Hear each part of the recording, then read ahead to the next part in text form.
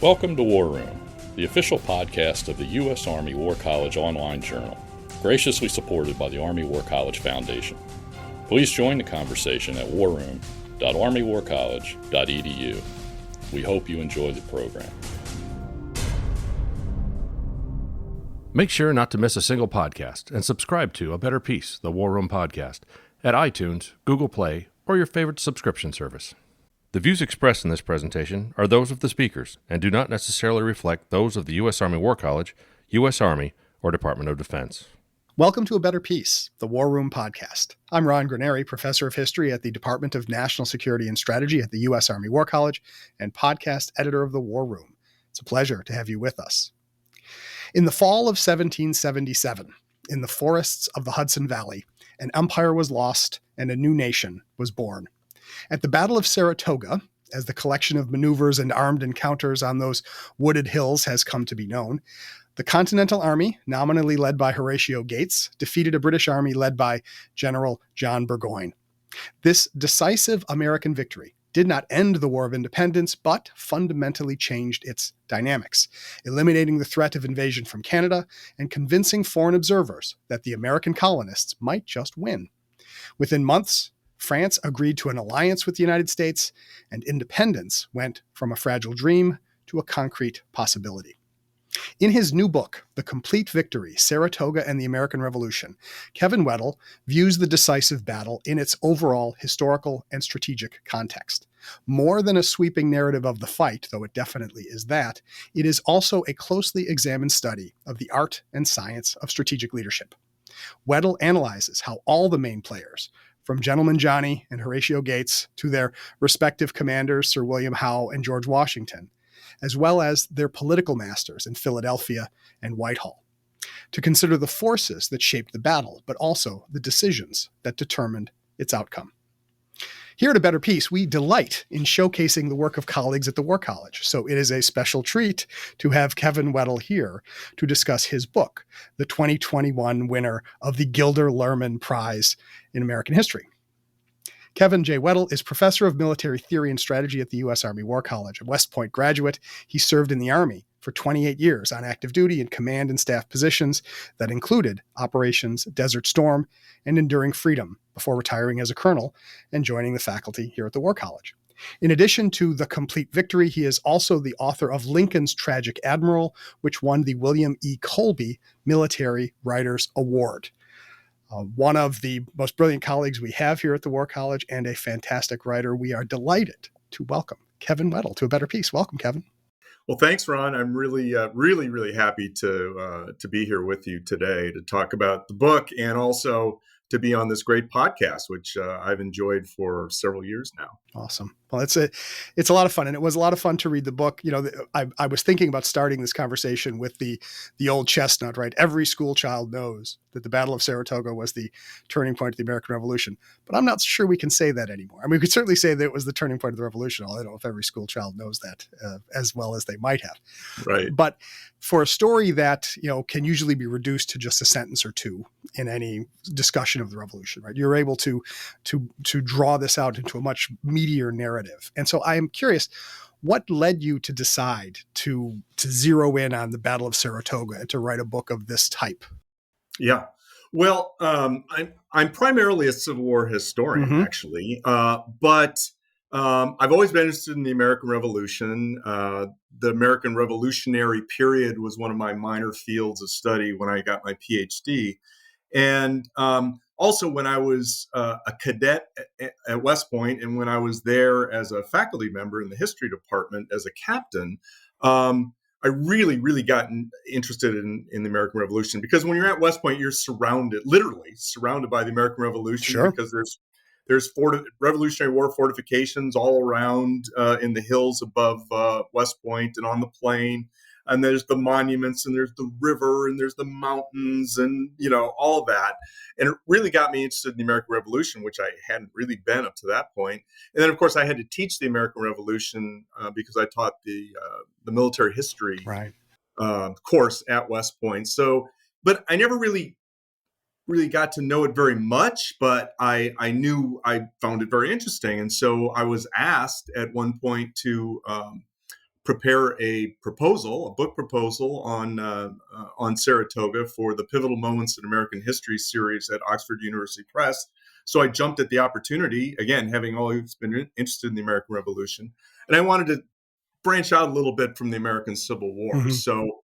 So I was fortunate enough that they accepted my proposal, and then so I launched on my journey to understand the Saratoga campaign and all of its areas of complexity, which are very many. Indeed. Well, and the questions you always want to ask an author is how long did it take? And is the shape that the book ended up taking the shape that you expected it to take when you started? Well, it certainly isn't the shape that my editor expected it to be. If you looked at any of the other books in the series, I think there's almost 20 in the series now. Most of them are fairly thin, brief coverages of these particular topics. Not all of them, but most of them. And I think that's what he really wanted for Saratoga.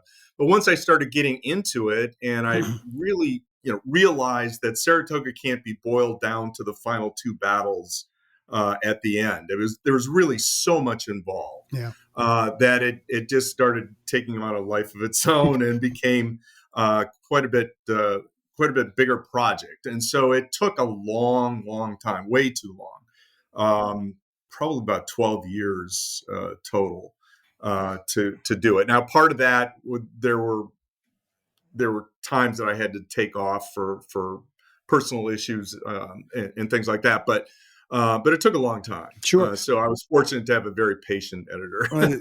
Patient editors are a gift of the gods, that's for sure. Yes, but as editors will say, is that authors who, however long they take, eventually deliver prize-winning books are also something kind of special too. So it's a long story is not so bad as long as it has a happy ending, right? Yeah, I guess. But there's two different angles that interest me about this conversation. I want to talk about the battle, and I also want to talk about some of the broader lessons that you draw from it. Sure. And I want to start with the broader lesson is you talk in this idea of that the story of Saratoga is a story of strategic leadership. And you especially talk about this concept that you borrow from Bernard Montgomery, right? The concept of grip, that a good commander has grip. Which sounds a little bit like Clausewitz's coup de lie, which it does. We have to reference Clausewitz because we both are under contract to the U.S. Army War College. Right.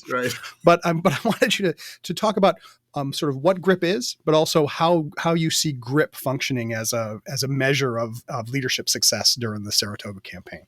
Sure. I actually came across this when I was working on my course at the War College, and I have a World War II case study in that course. And I was reading Montgomery. I've read a lot of Montgomery stuff, but I came across this notion of grip. And for Monty, his notion of grip was a commander who had a firm grasp on all of the kind of nuts and bolts things about command. He understood where his logistical trains were. He understood exactly how many soldiers he had and where they were and things like that. But I thought, well, that's the sort of thing that every commander should have automatically. So I wanted to expand that more into the Clausewitzian notion of genius and to a commander who not only has the Montgomeryan grip, but also a commander who has the vision to figure to understand how a campaign will play out, and being able to think ahead about where he needs to move his army from point A to point B to get into the best possible position, or at the tactical level during an actual battle, when is the right time to commit your reserves, or something along those lines. So it's something. It's more intuitive than the Montgomery notion of grip. And then I wanted to apply that at the strategic level, the operational level, and the tactical, all levels of war, to these main characters on both sides. So that's what I wanted to do with this notion of grip, and it fit into the two major threads that I tried to weave throughout the entire narrative, which was, as you already said, the whole notion of leadership, especially senior level leadership, and also strategy development as well. Well, and it's what I find interesting about it is, while people who perhaps have a glancing understanding of Saratoga, right, they will probably remember the names of Gates and Burgoyne. Sure. But you're able to relate what Burgoyne is trying to do and what Gates is trying to do to the actions of their the real or nominal commanders, right? So Howe down in New York, who embarks on his campaign in Philadelphia in the summer of 1777, but also George Washington. I mean, one of the interesting things about I think the way that Saratoga is talked about a lot is Washington doesn't show up because he's busy someplace else. But you're able to explain the role that Washington plays strategically in Saratoga, and I think our listeners would find that kind of interesting. So, could you explain sort of why we need to sort of read George Washington into the story of the Battle of Saratoga? Right. And Ron, you set it up perfectly. I think most people, Washington's doing something else. Right. I mean, he's conducting the Philadelphia campaign, or he's involved in the Philadelphia campaign during when all these other things are happening 300 miles away up north of Albany. But as I read Washington's papers, I found that he was knee deep in the Saratoga campaign from the day it started, really. And actually, I critique him pretty strongly for his lack of involvement in the Northern theater before the campaign begins. But once the campaign begins, Ticonderoga falls, and it's a huge shock to the American system, right? Both the population and the military and Congress. It's a huge shock. And so he gets involved, and he gets heavily involved. So he acts, and what I do is I compare his actions as commander-in-chief with General Sir William Howe's actions as commander-in-chief. And they're very, very different. So Washington starts off after Ticonderoga by kind of calming General Schuyler down, who's the commander of the Northern Department in the early phases of the campaign, gives him very sound advice. And almost immediately, he starts sending up key leaders to help him out. It's very clear to Washington, I think, very early on that Schuyler is kind of out of his depth. He almost panics after Ticonderoga. At least that's the impression that Washington and Congress are getting from his reports back from the Northern Department. And so Washington wants to, I think, kind of prop him up a little bit, kind of put some steel in the backbone. So he sends up some key leaders to help him out. The most famous, of course, is Benedict Arnold, right? His arguably the most dynamic combat commander the Americans had. So he sends Benedict Arnold up there to help out Schuyler. And then he also, it's less well known, but he also sends up Major General Benjamin Lincoln. Benjamin Lincoln is he's from Massachusetts. He's a solid guy, but more importantly, Washington knew that he was very well liked by the militia and trusted by the militia, as was Benedict Arnold. Right. So he sends those two guys up there because he also knows that Schuyler does not get along with the militia. Most militia forces and New Englanders do not like Schuyler at all. So he sends Benjamin Lincoln and Arnold up there to kind of fill the gaps that Schuyler lacks, some of the gaps in his capability. And then he also sends up key reinforcements, the most famous of which, of course, is Colonel Daniel Morgan and his riflemen. So when I talk about Daniel Morgan, I think about Daniel Morgan like SEAL Team 6. Or Delta Force. Right. Everybody wants them, but there's only one to go around. So he sends his most elite force up to help out the Northern Department up there. So he's sacrificing some key leaders. I mean, he's willing to send those guys away from the main army, or from the main army, up to help out Schuyler. So he's acting as a true commander-in-chief. He's looking at the Northern Department. He's looking at his own situation, which is very, very difficult, very challenging situation he has down in New Jersey and in Pennsylvania, trying to figure out what Howe is doing. But he's acting as a true commander-in-chief, whereas Howe he basically ignores what's going on for the most part up in the north, up the Hudson River. Even when Burgoyne comes into his area of operations, and Howe technically is responsible for Burgoyne once he gets down to Ticonderoga, he basically ignores him, and instead his laser focus is on Philadelphia, taking Philadelphia. Right, and that's one of those things, once again, that people who and I remember being confused about this as a student of the Revolutionary War when I first read about it, right, is that the idea was somehow there was going to be this concentration on Albany, and then it doesn't happen, right? That Howe decides that, no, actually, I'm going to take Philadelphia because it's the capital and this could end the war. Or I want to destroy Washington's army. And so by threatening Philadelphia, I'm going to bring Washington out. Right. And that, of course, puts into context, right, Washington's troubles at Brandywine or at Germantown, that even though they are technically defeats, Washington wins because the army's not destroyed, and Howe ends up stuck in Philadelphia, and has to figure out what he's going to do next. Right, exactly. And the story of Burgoyne I think is interesting, because Burgoyne was liked by his troops. Very much so. And was a very brave man. In fact, you even point out that one of the problems is he might have been a little too close to the fighting at key moments instead of staying back. Right. Which always raises all those difficult questions, right? It's easy to imagine, right, that the soldier who is liked by his troops, who's fun to be around and who's brave, should win. But no, actually Horatio Gates wins. And I don't think Horatio Gates was any of those three things. No, I think some reviewers have reviewed the book and said, well, he's too much of a Gates apologist.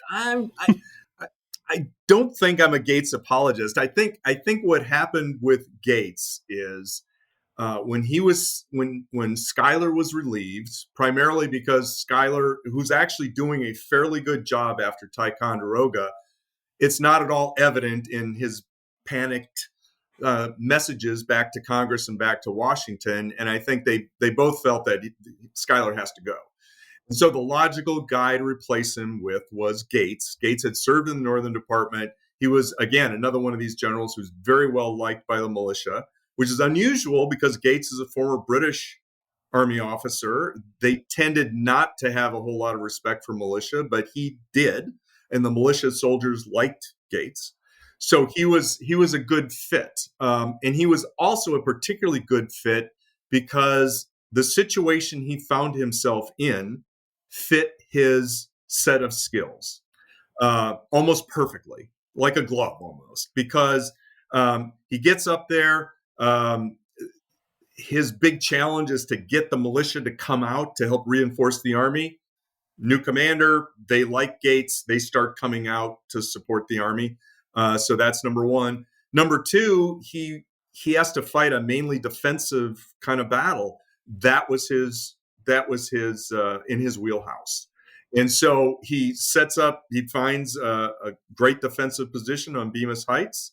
Actually was found by Colonel Kosciuszko, the brilliant Polish military engineer who Gates really liked, who was under him. He finds this great bit of terrain. So Gates digs in and he waits for Burgoyne's approach, and Burgoyne is going to have to figure out some way to get past this American army that's dug in on Bemis Heights, and that fits his set of skills almost perfectly. Later on, he would prove, 3 years later, at the Battle of Camden, that when the skill sets required was a little bit different, more of an offensive operation, a little bit more loose, free-flowing operation, that was not his set of skills, and so he failed miserably at that particular campaign. Right. And Gates is a complex person, right? In that, yes. His relationship with Arnold is terrible. Which it was good before. Good before, right? Because they fought together in Canada in 1775, right? Were they in the invasion? Well, they had served together, right, starting in 1775, and then also in 1776, the first British invasion from Canada, where they were able to push them back. Arnold serves directly under Gates, and they get along quite well. And in fact, when Arnold hears that Gates has replaced Schuyler, he writes them this long letter saying, "Boy, I'm really happy you're in charge. This is great." So he, they have a falling out because Arnold, this very aggressive guy, he's going, "Hey, Burgoyne is weak. He's weakened as he's come south. Let's go out and attack." And Gates, this defensive minded guy, nope, we're going to sit behind our fortifications. We're going to let them come to us. And so that was the start of their friction there, in really early September of 1777, before the first big battle takes place. And of course, we could have a whole discussion about, especially since you've been at West Point, right? That Arnold's name is connected to West Point, although not in the best possible ways. But related to that is Gates's political. That Gates is ambitious, and Gates gets involved in a discussions about replacing George Washington as commander of the army. Right. We start seeing Gates and Washington knew each other all the way back from the French and Indian War. So they had known each other. They had gotten along pretty well. Washington brings him into the army very early on. They served well together when they're up in Boston at the very beginning of the Revolution. They start having a falling out, though. Gates thinks he knows best, like a lot of Washington's subordinates, and they start having some conflicts. And when Gates moves up to in the spring of 1777, he's reassigned up to the Northern Department.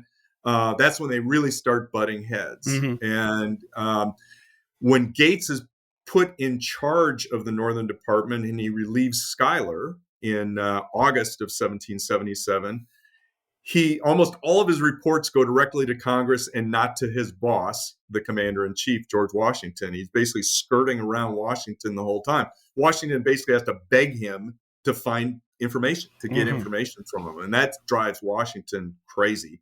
So we start seeing that conflict early in September, August and into September of 1777. In fact, when he writes his after-action report after the first Battle of Saratoga, the Battle of Freeman's Farm, it goes to Congress. It doesn't go to Washington. Uh-huh. And in fact, when they win and Burgoyne surrenders the army, Washington hears the news through just rumors. Really? So and not receive a formal report. Right away. And he has to actually write Gates saying, it sure would have been nice if I had heard this from you. Interesting. Mr. Subordinate General Officer.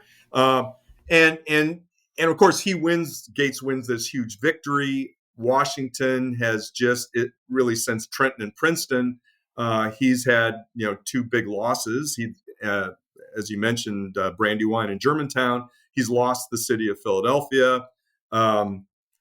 People, members of Congress are looking at that and they're saying, who should be our commander-in-chief? The guy who just won this incredibly huge victory with, actually capturing an entire British army, or the guy who keeps on handing us losses.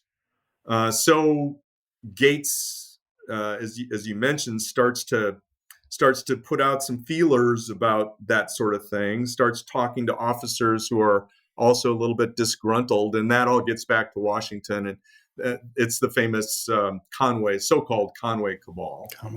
I don't think there was a full-fledged conspiracy personally, but some authors do, some historians do think that. Right. But Washington is able to put it down with very skillful political maneuvering. Well, and I was thinking, right, that Washington's handling of the Conway Cabal is not unlike his handling of the Imperial British Army, right? That he does not seek a full frontal battle. He engages in a couple of skirmishes over letters to Congress. Right. He lets his opponent wear himself out to a certain extent, and because he doesn't weaken himself when his opponents show their own weaknesses, Conway, Mifflin, and Gates, they show that none of them is really capable of supplanting Washington, and then eventually everybody has to accommodate themselves to the reality that George Washington's not going anywhere. Right. That's a great point, Ron. I wish I had made that point in the book. Good job. Well, I want you to know, I got it from reading the book or thought about it. So it was in there somewhere, Kev. Like, we'll go with that. No, that's a very good way to put it. I couldn't put it any better. He handled them brilliantly. Really did. Just showed his sort of infighting ability was really top notch. That's top notch. Great staff work makes a big difference too, right? Yeah, for sure. And when this gets to the the other big diplomatic importance of the battle, right? Is that when the news reaches Paris, right? The American commissioners had been there for quite some time, talking to the French, working out various informal things, but weren't able to nail the French government down on a formal alliance. But things move pretty fast after news of this victory arrives. And why is that? Well, I think there's a couple of things. I think the French were predisposed to want that alliance. Yeah. Certainly Vergennes, I think, was waiting for, he was hoping that something like this would happen. He was disappointed when they lost Ticonderoga. I mean, the British were very, very quick to tout that news in Paris. Say, hey, look we're gonna beat these guys. They just lost the Gibraltar of North America for Ticonderoga.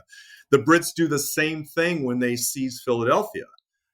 They make sure that's a big deal. They go to Vergennes and all the key French folks and let them know that, hey, we've just seized Philadelphia, the American capital. Comparing it to what would happen if somebody seized Paris. It's a huge deal. There's no way these guys can win. But then what Franklin does very, very skillfully is he convinces Vergennes that, hey, Philadelphia is a strategic cul-de-sac. It doesn't. In fact, at one point he says, if somebody said, well, Dr. Franklin, General Howe has seized Philadelphia, and he said, no, Philadelphia has seized General Howe.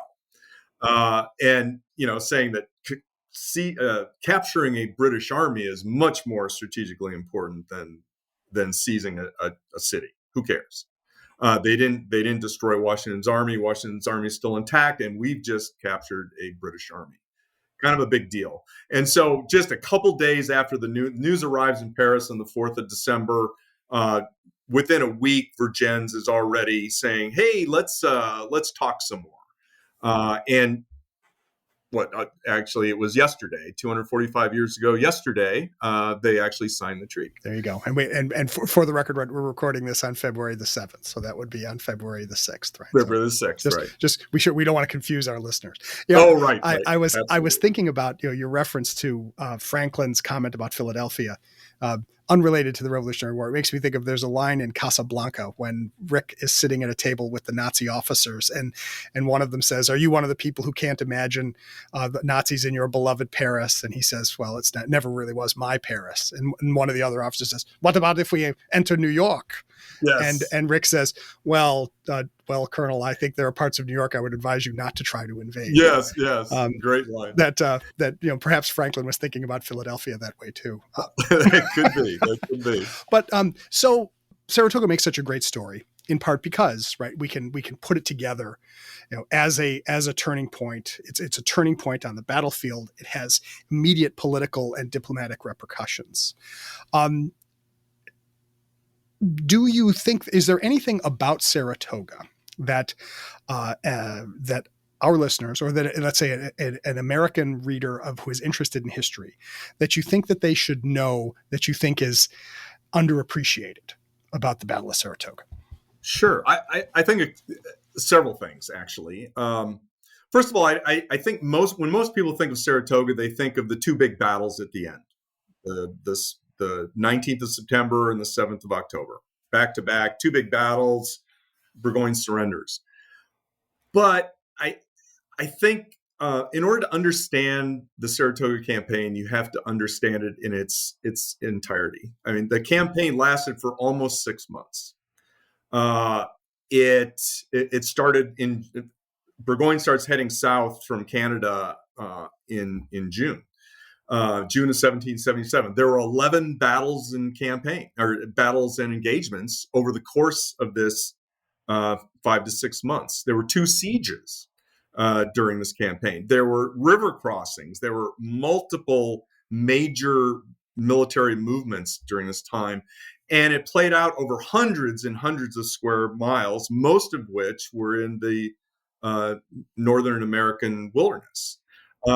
It included Native Americans were heavily involved in this campaign, especially in the campaign out by Fort Stanwix, which is part of this entire campaign. So all of these events are happening while, of course, Washington is starting to undertake the Philadelphia campaign. So there's these multiple events going on, and they're all interconnected in so many ways. And I think anybody who reads about, and that's one of the reasons why the book became as extensive as it was, because I wanted to cover the entire campaign, not just focus on the battles, and place it in its political and strategic context. And I think there's other things. The whole notion of distance and scope. When you think about it, when the British are trying to, at the strategic level, they're trying to micromanage the war, they're 3,000 miles away. I mean, it takes a message on a good day, or a good message, 6 weeks to go one way. Oftentimes 8 weeks, sometimes more. And so if you exchange a message, if you say, if Lord George Germain, the Secretary of State for the Colonies, the British cabinet member who's responsible for basically managing the war, he said, General Howe, I want you to seize Philadelphia. And he sends off that message. It might be 2 months before he gets a reply saying, I really can't because XYZ, whatever. Oh, okay, then you need to do this. Well, by that time, the campaigning season is over, and you have to start thinking now about next year's campaign. So there's the distances are something you have to get your arms around when you're talking about this campaign. And then other thing, it's 300 miles from the battlefields at Saratoga to where Washington is campaigning. And a message can only go as fast as a man on a horse can ride. And so there's issues there with communications and things. So I think people have to understand that. They have to understand, I think, Washington's central role that we already talked about. This whole notion of strategy, I think, once we always want to talk about the battles, especially those final 2 battles, but the only reason it ended up the way it did was because the British created a really fatally flawed military strategy 6 months before it even happened. Actually, longer than that, about 8 months before it even happened. So I think that's important. You have to understand the roots of the strategy development and how that played out and why that strategy fell apart. And I think that's important, and my book talks about that. The leadership piece we talked about is central to all this. And then there's all sorts of myths. There's all sorts of Saratoga myths that I think I try to bust some of those myths during the course of the book. Well, good. Well, and I encourage all listeners to pick up a copy of The Compleat Victory, Saratoga and the American Revolution, so that they can learn which of those myths got busted, and also can learn more about this battle and its importance.